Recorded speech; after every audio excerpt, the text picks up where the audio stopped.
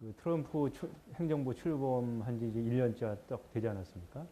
이제 그 지난 1년 과정을 잠깐 돌이켜 보면 트럼프 대통령이 초기에는 상당히 좀 그 북한과 대화 협상을 하겠다는 의지도 보이고 또 중국을 통해서 많이 그 북한을 움직이려는 그런 시도를 보였는데 전체적인 과정에서 좀 시간이 지날수록 트럼프 행정부가 좀 많은 좌절감을 느끼는 것 같습니다. 가장 큰 이유는 작년 7월 달에 이제 두 차례 ICBM 발사에 성공했고 9월 달에 이제 6차 수소폭탄 핵실험을 했고 11월 달에는 또 가장 향상된 그 ICBM 발사에 성공을 해서 미국 본토를 핵으로 위협할 수 있는 능력에 접근할수록 트럼프 행정부가 이 대화 또 북한에 대한 어떤 선의의 인식 이런 것에서 좀 멀어지는 느낌을 제가 받거든요. 그러면서 자연스럽게 작년 후반 이후에는 미국이 북한을 군사적으로 공격할 수 있다라는 그런 얘기들이 많이 나와 있고 저 역시도 상당히 그 개인적으로 우려하고 있는데 그런 그 긴장의 수위가 파고가 높아지던 한반도 안보 상황이 금년 초부터 갑자기 이제 남북 대화를 중심으로 해서 대화의 훈풍이 부는 쪽으로 180도 지금 국면 전환을 한 상태입니다. 그 이유에 대해서 이제 여러 가지 분석을 할 수 있겠지만 지금 한반도의 소위 그 평화의 분위기 또 남북 대화의 분위기를 이끌어가는 추동력은 김정은의 신년사입니다. 김정은이 1월 1일 신년사를 통해서 중요한 몇 가지 사항을 발견했는데 얘기를 했는데 김정은의 신년사를 제대로 이해하면은 현재 남북관계 또 평창 이후에 한반도 안보 정세가 그대로 다 드러난다고 저는 보고 있습니다. 가장 중요한 것은 김정은이 신년사 서두에서 핵 미사일을 더 대량 생산해가지고 실전 배치하겠다고 분명하게 얘기를 했습니다. 핵 무력을 완성을 했고 미국 전역을 칠 수 있는 능력을 가지고 있고 내 책상에 핵 단추가 있다라고 공개적으로 천명을 한 것이 신년사의 큰 줄거리입니다. 그 테두리 하에서 그 전제 하에서 뭐 국내적으로 정치, 경제, 사회, 문화적인 발전을 추구하면서 동시에 남북 관계에 대해서도 말미에 언급을 한 겁니다. 남쪽에서 겨울철 올림픽이 열리는데 여기가 민족의 경사로서 잘 되면 좋겠다. 우리도 협조할 용의가 있고 대표팀을 보낼 용의가 있다라고 하면서 이제 남북 대화의 물꼬가 트이게 된 거죠. 그래서 이제 현재의 남북 화해 분위기를 이끌어가는 계기는 김정은의 신년사였다라고 보여지고요. 그럼 김정은이 왜 갑자기 사실 그 문재인 정부 초기에도 대북 대화 제의를 했지만 북한 쪽에서 매몰차게 거절하지 않았습니까? 그러던 북한이 그 후에도 우리가 정부 차원에서 그 인도적인 지원을 하겠다고 그 민간단체의 지원을 허용을 해서 다수의 민간단체가 북한에게 이제 인도 지원을 하겠다고 제의를 했는데도 다 거절을 했거든요. 그러던 북한이 왜 갑자기 김정은 신년사를 계기로 해서 대남 대화에 나서는가? 그거는 저는 크게 그 이유를 세 가지로 봅니다. 기본적으로 이제 김정은이 가지고 있는 생각은 미국의 본토를 타격할 수 있는 핵 미사일 무력을 적어도 초기 단계에서 완성을 했기 때문에 이제는 미국의 영향력에서 한반도를 좀 뛰어놀 수 있는 능력을 갖게 되었다.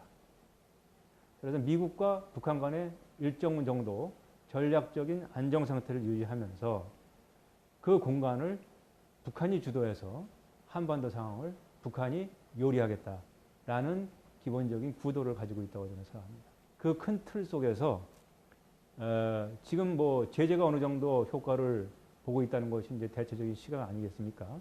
가장 급한 거는 이제 제재의 불을 조금이나마 꺼보기 위해서 국제사회의 대북 제재의 그 동력을 약화시키고 또 남북 대화를 통해서 남북 교류 협력을 통해서 일정 부분 남한으로부터의 경제 지원을 기대하면서 이 제재의 압박을 좀 완화해 보려는 그런 그 일차적인 시도가 있겠고요. 둘째는 한미 관계를 이격시키는 겁니다.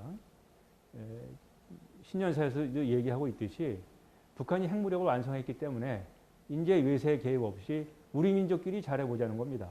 신년사의 그 남북관계 기조의 핵심은 미국을 한반도에서 좀 멀리 띄워놓고 북한 마음대로 한반도 상황을 요리하기 위해서 한미 관계를 이간시키려는 그런 그 전략을 가지고 있는 것이 두 번째고, 셋째로는 우리 내부의 국민 여론을 분열시키는 겁니다. 지금 이미 벌써 올림픽을 둘러싸고 또 정부의 대북 정책을 둘러싸고 여러 가지 다양한 목소리들이 나오고 있고, 우리 사회의 고질적인 병폐, 이 남남 갈등이 지금 계속 심화되고 더 갈라지는 그런 양상 아니겠습니까? 여러 가지 형태로 지금 북한이 그런 제스처를 취하고 있지 않습니까? 박람 대표단을 갑자기 취소했다가 또 재개하고, 또 금강산 그 문화예술공연도 갑자기 취소하고, 이래서 북한과의 그 대화를 찬성하는 의견과 반대하는 의견을 계속 갈라놓고 그 분열을 증폭시키고 있습니다.